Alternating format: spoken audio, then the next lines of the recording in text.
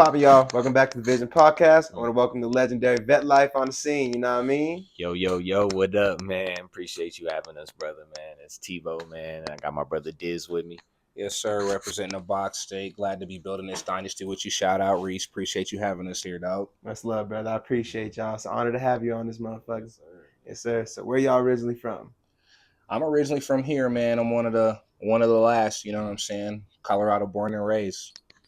Yeah, and I was born in Nebraska, military kid, you know what I mean? But my parents grew up here and all of that, and then we came back here when I was 3, so I grew up here. I'm from here, but some people don't like to always put that label on it because you wasn't born here, you know what I mean? But I was raised here, and whatever. That's what it is, right? Bet. How long y'all been making music? As a group, a little over 12 years now. 2012 we dropped our first mixtape as Vetlyfe, but like before that we was both rapping, just not together in a group, but definitely like writing, recording since elementary school for both of us, for sure. Middle school for me. Yeah. It was middle school. Yeah. So middle school? Yeah, it was middle school when I got into like the whole kind of recording and whatnot. It was just I don't know. I guess I was just trying some, you know what I'm saying? But like the first rap I wrote was in elementary school, but I never recorded it. I was just playing around with the pen and whatnot, you know what I mean? But excuse me, as far as recording, it was middle school. I can't remember what grade it was, but it was definitely middle school. We was young, like, you know what I'm saying, like in the closet, you know what I'm saying, with the pop filter made out of a hanger and a stocking cap type joint, you know what I'm saying? Yeah. Like definitely on some pre-Rap City the Basement type shit, you know what I'm saying? Yeah. Like, so definitely familiar with the music, you know what I'm saying? Yes, sir. Bet, man, bet. So what inspired y'all to start making music? Like, what was the thing that like pushed you guys to make music? Was it like watching like MTV? Was it like hearing a certain like album? Was it just sitting there smoking and just being like, I want to rap, freestyling? Like, what was the initial push for both y'all to start spitting in bars? You know what I mean? That's a good question.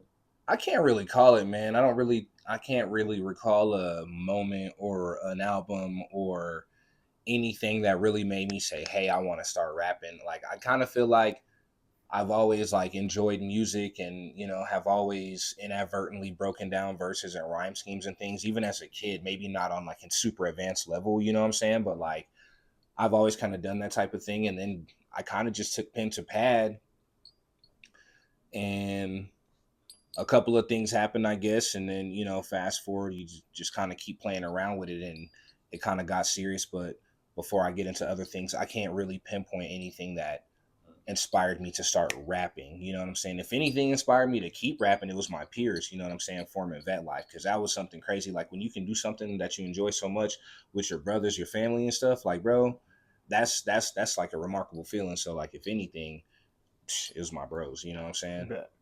Yeah, man, bet. So then, before you pass the mic real quick, so what was that first song that you wrote? You said middle school. So do you remember the first song that you wrote? I don't, man. I don't. Because when I had first started writing, as far as like recording as well, I was kind of just like a feature, you know what I'm saying? Like before Vetlyfe was formed, I was rapping with one of the former members, and we were doing the recording in the closet and all that type of stuff, you know what I'm saying? Like, so that's what kind of introduced me to the studio. But I can't remember my first song. I just remember he was rapping and he had already been doing his thing, like, and everybody knew he could spit. And then I kind of started writing. He was like, you know what I'm saying? If you want to get on something, we can do that. And then I kind of just got on a couple tracks, but I can't remember what the first one was. I do know there was one called The More the Merrier. That, like, bro, the writing style was insane back then compared to how we rap now, bro, because like it was literally just about a bunch of stuff we didn't live on. Like it was insane, bro.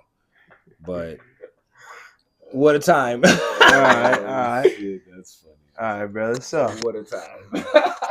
what inspired you to start making music, and do you remember the first song you ever wrote?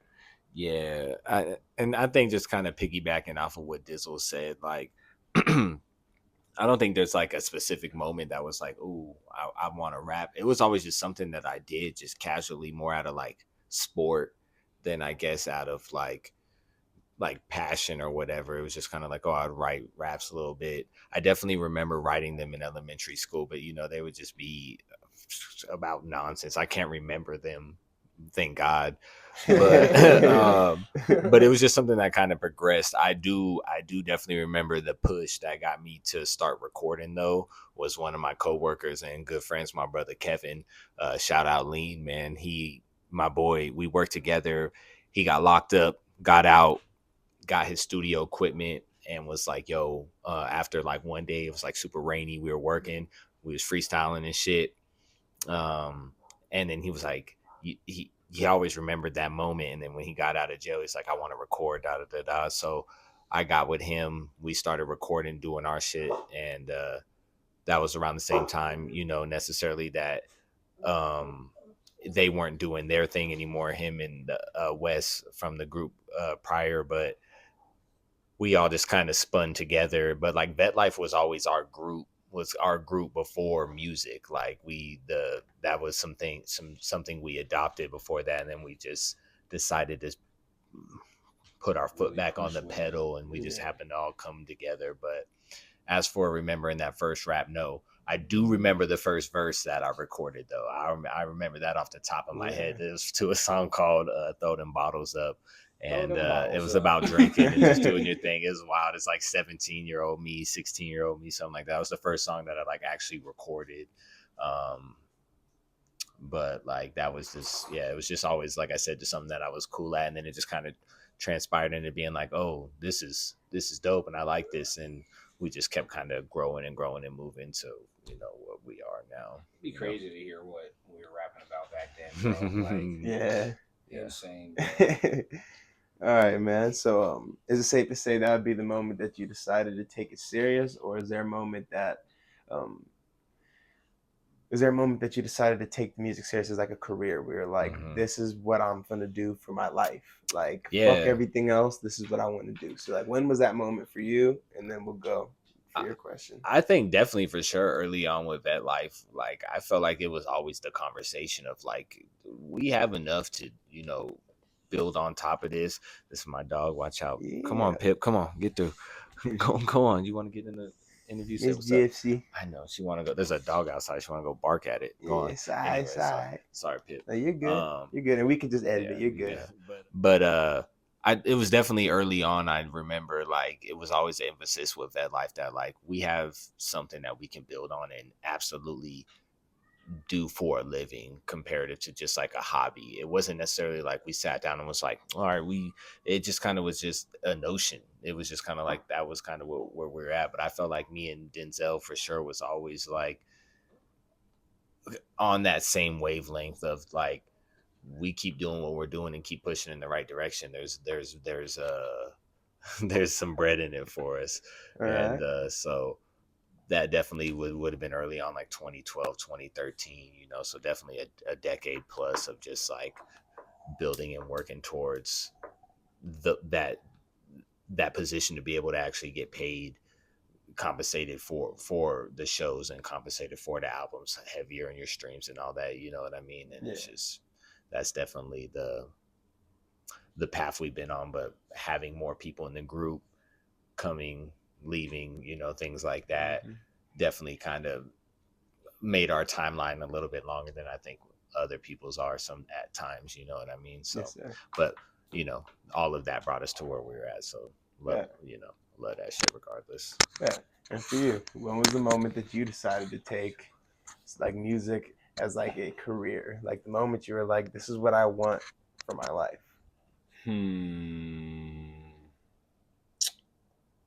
I mean, definitely early Vetlyfe, but I feel like, I don't know. It kind of started as like, this is the shit to do right now. It's tight. Like I'm doing something that's really enjoyable with people that I enjoy. You know what I'm saying? So like, it was a win-win. But it's like, at the same time, dude, when the chips were kind of falling the way they were, as far as us being able to get shows, and we had something to run with, the whole Vetlyfe thing. You know what I'm saying? Um, it kind of started to seem bigger than what we intended for it to be, I guess. You know what I mean? Because in the beginning, it just kind of felt like on some posse cut shit. You know what I'm saying? Like we're all just flexing that we can rap. You know what I'm saying? It wasn't nonsense music, but it wasn't really deep. You know what I'm saying? Like it was just kind of like, this is some fun type shit. But like, I guess I would just kind of have to say, once I started realizing it took a different effect as far as how you're able to express yourself in music, you know what I'm saying? And I think that's kind of when I started taking it seriously. I can't really put a date on it, but I know, like going through different things and using music to express yourself in those different ways. Because like I said, when we first started out, it was like a bunch of posse cuts and shit. It wasn't really deep. It was surface level music. It was good. It sounded good for its time. You know what I mean? But it was really just surface level music. But once I realized you can express yourself in deeper ways, let alone vent on the track, you know what I'm saying? And do that in creative and positive ways, no matter what you're talking about. I think that's what kind of shifted it too. Because when you can do that and it sounds good and it feels good, and I don't know, I think that was the turning point. But I can't put a date on it. Got you. Bet. So how did y'all? We back in action. How did y'all meet? We met through a mutual friend. Shout out our brother Mo. I went to school with him. Dizzle and Mo have known each other since kindergarten, and then we just met through him and got tight, and then that just kind of rolled into. Was that 7th grade? Yeah. 7th grade. So since 12, so like 20 years now. But yeah, we met, and then just kind of was mutuals for a good minute, you know what I mean? Friend of a friend. And then that all just kind of rolled and developed into, the brotherhood that it became. And then we started doing the music after all of that. So we had been boys for a good 10 years at that point, or almost. And then it was just kind of like we used to freestyle a lot because we worked together. And it was just like, one day I was just like, we should just record some shit, like just do whatever. And then it was like, cool. And then so that was transitioned into us making music together, and then we grew into the group, and et cetera. So I can bet. So for you, your experience on that? My experience on what exactly? Hold on, I forgot the question. So like, how y'all met? Oh, yeah, it was literally just a friend to friend type deal.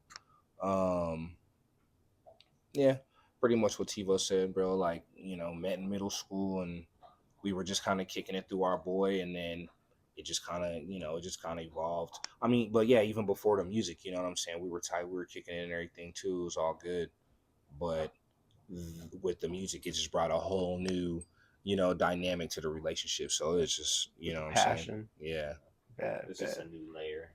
Yeah, fueled the friendship by passion for the music. Hell yeah, that's what's up, man. That's what's up. So when was Vetlyfe created?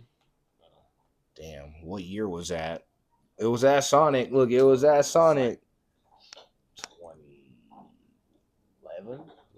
Was it goddamn 11? It was, and the crazy thing about it is that was before we were rapping like that. You know what I'm saying? Like Vetlyfe was created before we were rapping. Like, it was the CU Vets. Damn, bro, I'm trying to think. That's crazy. Can't remember the year, but we were young in the game. We probably were 20, 21 maybe. It was before that, because it was when I lived in my apartment with Clinto, and that was 2010 to 2011. But what were you doing Vetlyfe? We was definitely the CU Vets then, for sure. And then, all right, so you said CU Vets? Yeah, so the C. All right, so let's jump into that. So CU Vets. The CU Vets that was. I forgot about that. So the CU Vets was CU is Cheeks University. So it's saying like we would take the girls to like we had a degree in whatever what we was doing, just some young dumb Yeah. shit. So, but by doing the CU vets, it was saying that we lived that vet life. We're like, we lived that vet because that's what we called it. And it was just like a joke that just kind of spiraled into some shit. And then, but then it was like, oh, we live that vet life or vet life. And then it was just kind of that. We had that, and then we had made the symbol like the V and the L before we even started rapping. And then when we started rapping, I was like, oh, this kind of, we already got the name, we got the sign, like we got this, whatever, we're the vets, this, that. We kind of have a little bit of things that we can build on already, you know, so that just kind of rolled into that. We just rolled that fold of like the click was Vetlyfe, and it's like now this is the music being made under that name, you know. So bro. Yeah, but it definitely came out of some silliness for sure. But it's, you know, here we are. All right, so do y'all remember the first song y'all made as a collective? Like the one that like y'all did like as like official Vetlyfe. Was it Mido? That's co-op stuff, so it depends on what you really what you really do, because like when we really started first making music as Vetlyfe, to be honest, Kev was in it. You know, yeah, Kevin was in it. So we were kind of working off of the dude who I recorded with my first song that I was talking about before, my bro. We kind of was blending that in and kind of morphing like Diz in and working with this. And but as for like that fresh fold with like us and Wes and them, the first song, I want to say it was Midol. Midol might have been, but it was something off of that co-op mixtape, so it's something that we dropped in 2012. But the first song, I don't remember. I just remember it just kind of being like we were all making music at the same time together, and then it was like, oh, let's all just hop on these tracks. So it was just kind of, it was a weird collective, just like moment instead of just like this like gradual thing, you know what I mean? So I can't, but like Midol or House Party, or like Follow Me or something like that. All songs that you should never listen to, but if you find them, it is project. It's called Colorado Operation was the name of that project. Is that the first project I ever did as a collective? Yep. Okay, so that's perfect. That wrapped both of these questions together. So co-op. Talk to me about the creative process of co-op. So like, how did co-op come about? What was the inspiration behind that? The birth of that, man. Like, how did that come about? I think that was kind of like the beginning of the Posse Cut deal. You know what I'm saying? Like, because there were definitely some tracks on there where we're just having fun. A lot of it was surface level music, but then there was a creative process taken to that because it was exactly what it was, and you know, it's a co-op. So it's like with us, we sat down and we gathered beats and everything. You know what I'm saying? So like there was a collaborative feel to that, which allowed us to do a couple of different tracks that were a little more than surface level. You know what I'm saying? But it was like, if anything, if that was anything, especially for me, like it was my first time really collabing on a project, you know what I'm saying, especially like with other people as well. So I don't know. Yeah, I think that's just kind of how that one worked. It just kind of, I don't want to say set the tone, but it got my feet wet with like writing multiple songs and being in the studio and recording and finding your voice as well too. You know what I'm saying? Because like when you first start rapping, you don't have your rap voice or whatever. You know what I'm saying? That's why like a lot of MCs and whatnot, their sounds might change a bit over the years. You know what I'm saying? They might be finding a voice or finding a different voice to set a different tone on a different song. You know what I'm saying? So like just getting the belt ready to put notches on it. You know what I'm saying? I think that's kind of what co-op was for me. And also like shout out to Wes, because one of the former members of the group who him and Diz used to make music together, like when we was in middle school and early high school days and stuff. A few of those early songs were his. Like Midol was his, Follow Me was his, Vietnam Tom, you know, shit like that. Like it was his, but we came together and just was like, yo, let's put this on top of the other songs that we had added. and just do a collective project. So he really, and he was the one who used to record our vocals and mix them and do a lot of the dirty work with like the media and like our early videos and all that. So he was definitely an instrumental part in us being able to get our music out there, because we put that first co-op album out in May of 2015, and that people, our people gassed us up so much to the point where that's why we're still here right now. Because that, and we've listened to that album recently, and it's a tough listen. But like the ideas was there, like just the delivery, the execution was just not there, you know. But like you obviously got to go through that to get to this, you know. But co-op definitely was the reason why we're like, oh, let's go drop another mixtape and another this and do this album, do this and blah blah blah, and build this brand to what we've, you know, built it into. And through the turmoil of losing members and having to start over and recording music that never saw the light of day and all that, it all of that happened because of co-op. So you gotta always have some love, love for the old co-op. You know what I mean? So that's like the training grounds for Vetlyfe, is safe to say, right? Yeah, definitely. Early days, the Vet tape came right after that, because we dropped co-op in May. Vet tape was like July-ish time frame, so we followed up really quick. And then we did AWOL like the next year, but like we just kind of was building up. But yeah, definitely that was some stomping grounds, co-op, man. Shout out to co-op. Yeah, man, legendary. So I should ask this earlier. Who are the members of Vetlyfe collectively? Well, let's talk about from the beginning and then now. So from the start, who are all the, like, if you were to go through the history of Vetlyfe, who was the whole collective? I mean, it's kind of like Tivo was saying earlier. Technically, before we were Vetlyfe, we were Team Vetlyfe, and it was Tivo, me, and Lean. So it was three of us at that point, and then Lean just kind of phased out. Got with my boy Wes, you know what I'm saying? And there was a couple of other guys too. Demo, shout out Killer Mine, and then Nick, he was also in the group for the hottest of seconds. So technically at one point there was 5 of us in the group all at one time, you know what I'm saying? And then Nick fell off, and then, you know, Demo got out and Wes excused himself, you know what I'm saying? Just kind of down that line. And you know, it's been just the two of us since then, you know what I'm saying? So all right, man. But yeah, man, it's crazy to see how that changes things for the group as well too. Like, you know, it would definitely be a change if you're adding someone for sure too, but like to lose someone, or for someone to excuse himself out of the group. When I say lose someone, it makes them sound like they died. They didn't die. But for someone to excuse himself out the group, it brings a different flavor too, though. You know what I'm saying? But, you know, it was definitely a blessing in disguise, respectfully, because we make music as seamlessly as we ever have before. You know what I'm saying? And it just, yeah, you listen to the music, man. You know what I'm saying? You see the progression, and we found a bunch of different ways to do this shit. You know what I'm saying?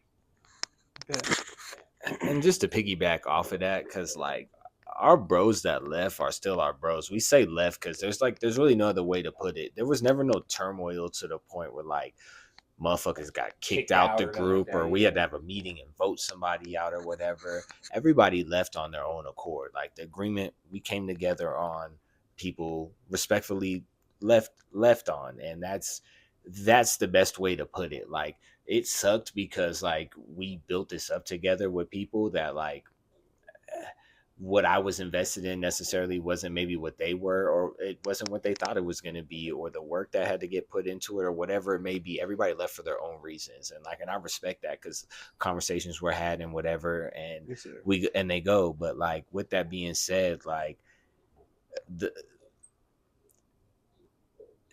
a lot of groups end in like drama and like turmoil and like you know, stuff like that, and it was never that with us. Them is still all our boys, and we still rock with them to this day, and still love when we see them, and vice versa. And they know what it is, you know. They know we still out here pushing this vet shit like we was when we was in the group with them together, and now that it's us. But like, so I say that to say that it's always nothing but love, because like it gets lost in translation at times that like there's some sour shit going on or X, Y, and Z, and I don't think that's never the case on our half, because like those are literally my brothers. They helped me build up something that I'm going to the grave with. Vetlyfe is in me. I got it tatted all up on me. You know what I mean? And not to say that like as a flex, it's just what it is for me. Like this is my baby, and I'm blessed to be able to do it with my brother and other people that I've loved help me build it to this point. But like with them or without them, the goal doesn't change. You know what I mean? It's still Vetlyfe forever. We're still pushing this shit up to the tippy top, and I would love for everybody to be along for the ride. But if you're not, as long as my brother's with me, I'm ready to keep pushing. You know, so that's all that really matters at the end of the day. You know, so I just felt like that needs to be said. You know, Bet, man. so Bet. Yeah. Fucking A, brother. So. All right, y'all, we back. Sorry, the camera always overheats, as y'all know from the previous fucking episodes. So, can y'all recall the moment that y'all met Chain Store Collective?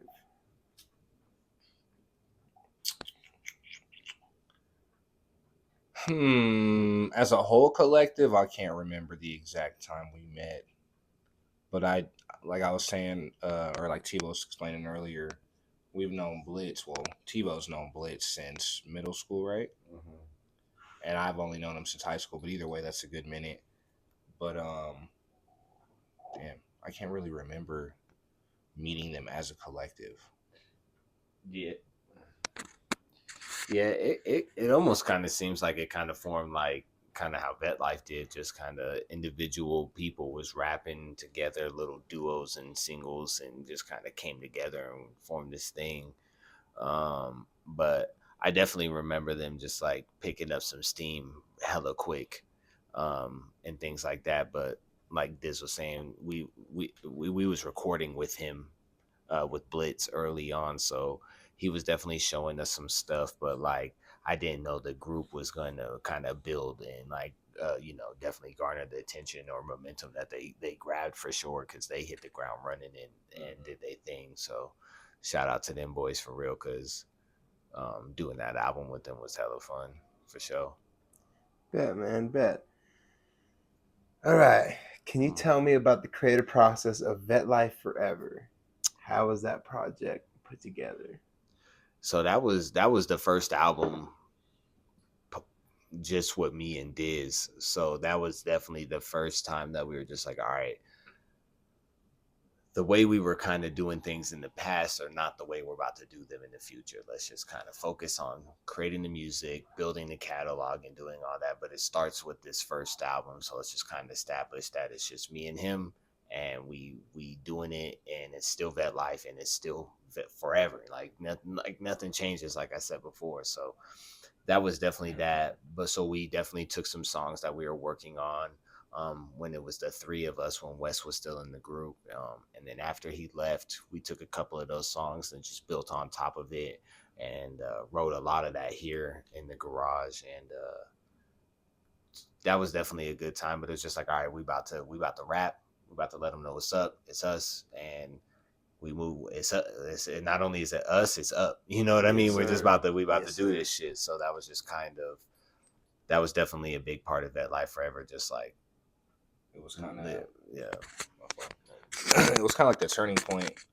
It was like, it felt like it was a huge turning point, because like it's just us two, and it was like, I think it kind of established like, look, we can drop music when we want, how we want. You know what I'm saying? We can just do whatever. We're like, it's literally in our hands. You know what I'm saying? Like we're in full control. You know what I'm saying? Like we can, because that was one of the issues back then. Is like there was a lot of music that was recorded that never saw the light of day because of whatever issues. You know what I mean? But when it's just the two of us, and that's the only dynamic, two versus two men. You know what I'm saying? On this track, you're comfortable with yours, you're comfortable with mine, and vice versa. The beat's cool. We handled it. It's that easy. You know what I'm saying? Like it's easier to just move with one person versus trying to make all those other dots connect. You know what I'm saying? If that makes sense. But yeah, man, Vetlyfe Forever was, I think it was a cool experience though. Just kind of piggybacking off or just tying it into what I was saying earlier. Like it was like this is us. It's Vetlyfe Forever. You know what I'm saying? Like no matter what.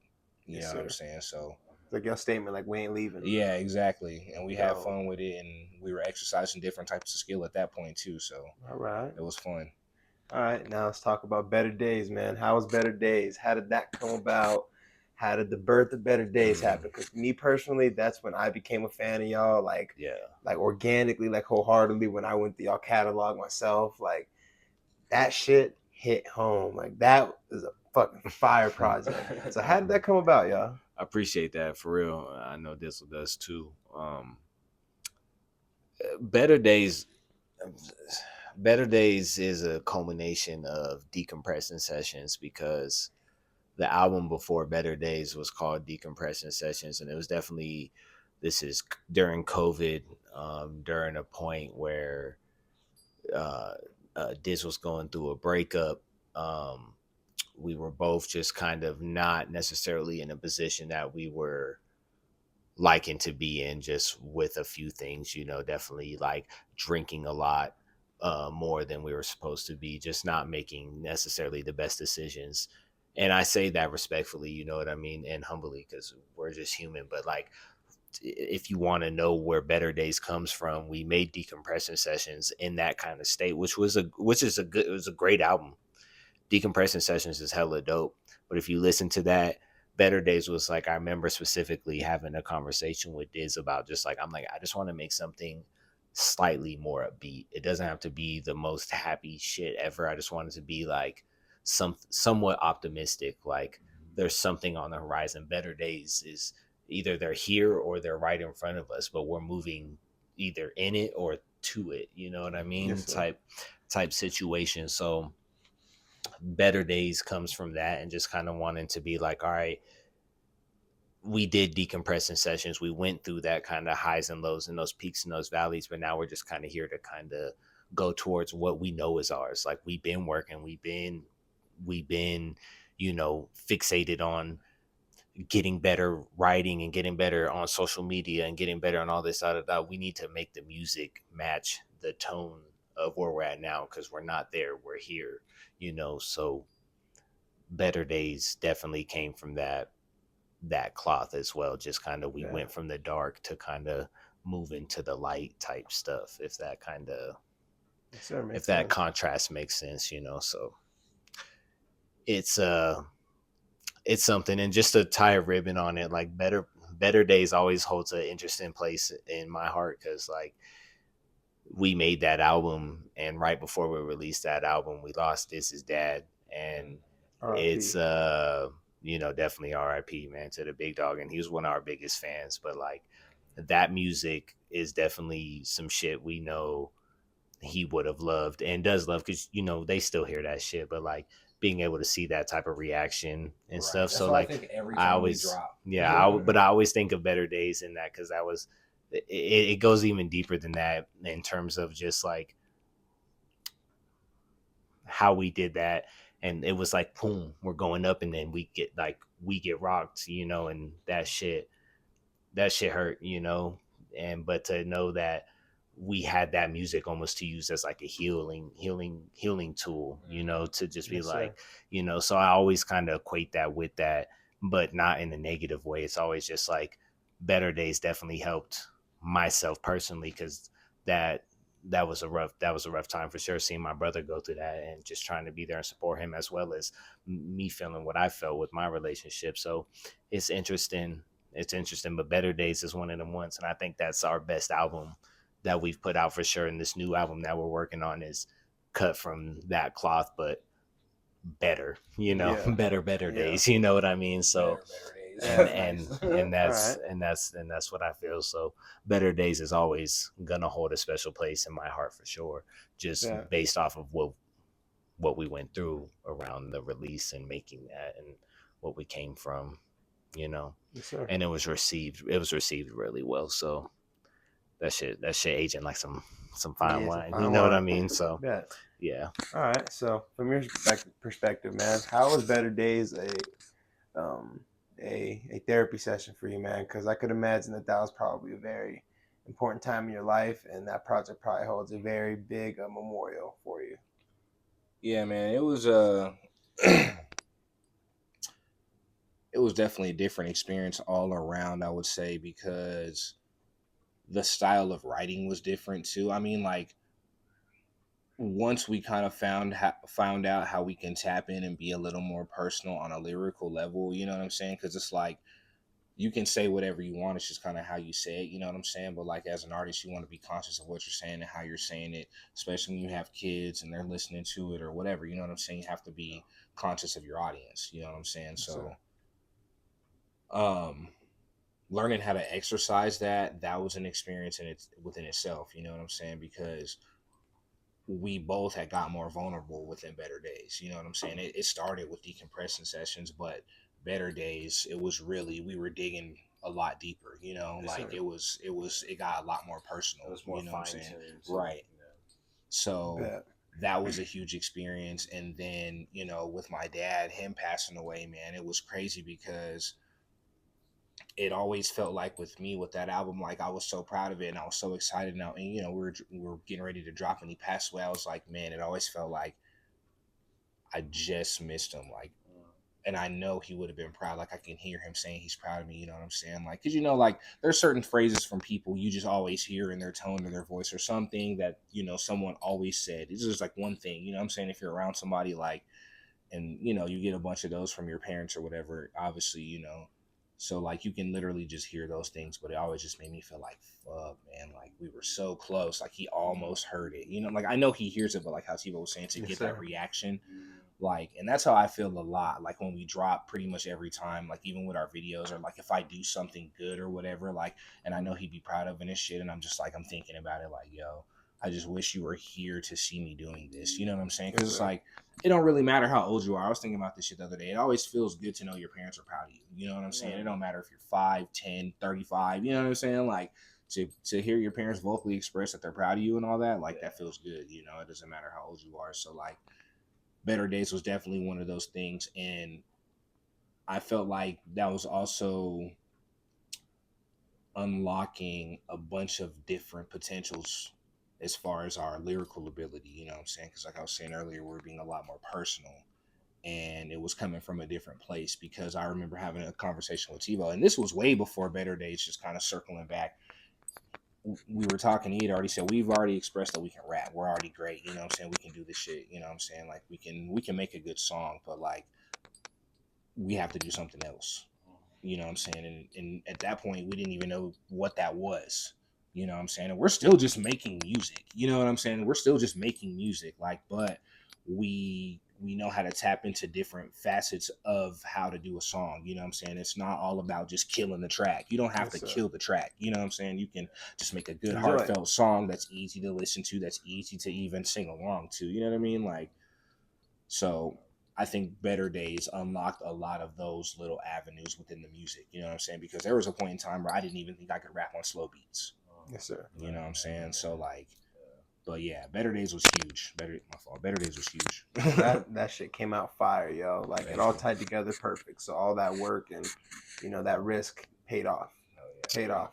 And it wasn't much risk, to be honest. It was just really just staying authentic, and that's what we built our brand off of. It's just staying true to it. Like, and we ain't trying to listen to nothing from nobody, especially when you know them. You know a lot of rappers out here. Sometimes some of these rappers out here are rapping about things that I don't personally think that they live in real life or about, but like that's not my call to make. But it makes you wonder, like, but like I'm never gonna say anything on a track or put myself in a trap by saying some things that I don't necessarily do. But like everything that we do just stems from that authenticity. We just try to stay there, but it wasn't a risk. It was just staying true to what we do, but just doing it better, Yes, sir. growing. The reason why I say risk is because trying Yeah. something new outside the brand and new flows and stuff is usually a risky business with artists. But that's what makes it so special. No, yeah, because definitely. Y'all stay true to who you were, and it naturally fitted. It's like that's my dog. She want to be in the interview. Gypsy, get down. But the thing is Chip. You can't jump. It's like playing a video game where you get like the stats, you know, you get to you get points or coins or whatever, and you get to build your attributes and whatever. It's like 2K, you get to build your player, however, whatever game, yeah. And this was like, you know what, we're gonna put all of our money in towards like maybe necessarily like vulnerability, and it was just like across the board, and then like that paid off well because it's like we're still gonna rap and still do our thing, but it's also gonna be like, you know what is just some more open shit that we can do, and how can we do it effectively that's still Vetlyfe and not necessarily compromising what we've built up already, you know. Yes, sir. Yes, Chips, get up out of here, mama. Go home. All right, brother. So is it safe to say for the both of you guys that this is the best project that you guys have done? It's like your guys' Better baby? Days? Yes. I think Better Days is our best project out, but the album that we're working on right now, y'all want to disclose the name of it? Y'all want to just announce that there's a new project on the way? I'm gonna just say that there's a new project, man, and it's chunky. It's got a lot. It's got a lot of songs. It's got a wide range of songs for sure too. Everybody, you know, a lot of artists are always like, this next one though, but not for real though. It's cut from that same cloth though. It's cut from that same Better Days decompression sessions. Just it's. I mean, like I said, we're still like, in my eyes, to me, it's like we're still just making music, but I say that loosely because we're still tapping in to, you know, different things and learning different things about the music and how to manipulate the music as well, you know, and the beat selection is wide, you know what I mean? Like, so it's just like, I don't know, we're still just making music, but we're evolving, you know what I mean? Like, sure. So. Good. All right. So, this question is going to be interesting. Who do you guys want to work with locally, and who do you guys want to work with nationally? I'm going to slide that to you. I got to think on that one. Locally, the list is long, but working with people is interesting. I'll tell you this much. But definitely who I think Vetlyfe needs verses from, in no particular order, is for sure yourself and Dean, for sure. You know what I mean? We definitely need the motherfucking Ashboyz, you know what I mean? The Money Gang up in there. But Black P, we're overdue. Flow Main, we're overdue. J-Dub, we're overdue. Verse, we're overdue. Blitz, we're overdue. Shit. You know, because we haven't had too many we've had one feature on Vetlyfe, which is Gnome. Shout out the boy 4 times. But like, definitely the list is long locally. There's some people that we're overdue that we need some verses from, and definitely people that we've been tapping in. KC, Troy Good, shit, you know what I mean? Like, yeah, you know. So the list is interesting. Nationally, let's give 3 nationally. 3 nationally. Where I think that we could benefit doing some shit with somebody. I think we would do well on. I think we'd do well with somebody like.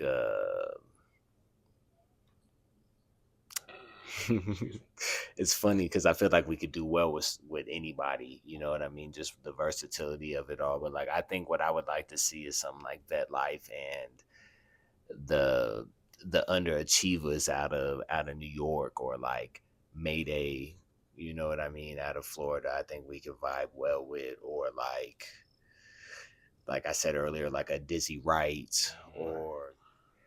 All right, so national artists. We got the national artists. What would you say to your younger selves? Actually, let's get your national artists. Give me 3 national artists you want to work with. Man, I'm interested to hear this.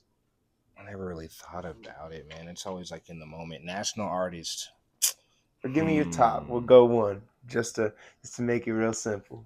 I know that's hard, but if you had the choice to work with 1, who would you work with? Man, I don't know. That's such a tough question, dude. Like, cause part of me, like where I'm at right now, it's like I want to work with like a female that can like sing and rap. You know what I'm saying? Like, just to put like that would bring a completely different horizon to the track, you know, or completely different funk to the track. You know what I'm saying? Like, so like that's where my mind goes initially, just for the sake of like bringing like on a different sound. But like there's a lot of like rappers that I feel like we would have fun making music with, you know what I'm saying? That would be cool too. Like, so I can't really pinpoint one, but like in that moment I feel like I would want to work with a female that could rap / sing. I don't even know who that would be right now though too, you know what I'm saying? Like, so keep it open, just ponder on it. We'll come back to it at the end.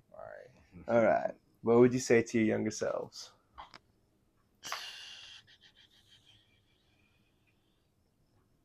I mean, I guess I would just say keep going. You know what I'm saying? Is short and cut and dry as that is, but it's just like anyone going through life, obviously you know that going through certain trials and tribulations are just a part of life, but you don't know exactly what you're gonna go through until you go through it. You know what I'm saying? Like, but I would just say keep going, man, because and somebody could always have it quote unquote worse, but I feel like I've been through my fair share of things, and none of it has killed me, but it's definitely made me stronger. You know what I'm saying? That's a true statement. You know what I'm saying? What don't kill you make you stronger type shit. So it's like, I would literally say just keep going and just keep your mind open, because you can definitely, like we were talking about earlier, you know what I'm saying? You're never going to hit a point where you've learned all that you can learn. You know what I'm saying? So that's what I would say to my younger self. Okay. And for you, brother? I think I'd like to go back and tell myself, like, you better than you think you are. You know what I mean? Like, at everything. You know what I mean? Like, you got to trust yourself a little bit more, type shit. Because, like, you I definitely think you're like good at certain things or doing something right or whatever. But trust me, like, you just trust your gut. You know, type flow. Because definitely younger me got off, like, I knew better a lot of times, you know what I mean, and I should have just trusted that, you know. But I also should have been like, I doubted myself in certain moments as well, when I should have known, like, no, you got what it takes, and not even just in rap, but in just in life, you know what I mean. Like, you're way better, you're doing better than you think you are. So just trust and believe and keep kind of going down that path, you know. It's all good. Está bien type shit, you know. So that's definitely some shit I would go back and tell myself. All right. The younger me.